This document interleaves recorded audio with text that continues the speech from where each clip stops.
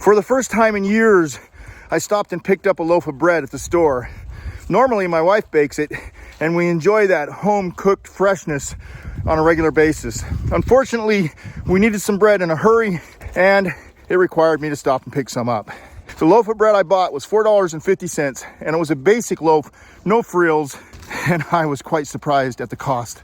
I'm pretty sure that the bread we make at home does not cost us that much. Basically, my wife has a starter that she keeps fed, and on a regular basis, she uses that starter to make some bread that we enjoy throughout the week.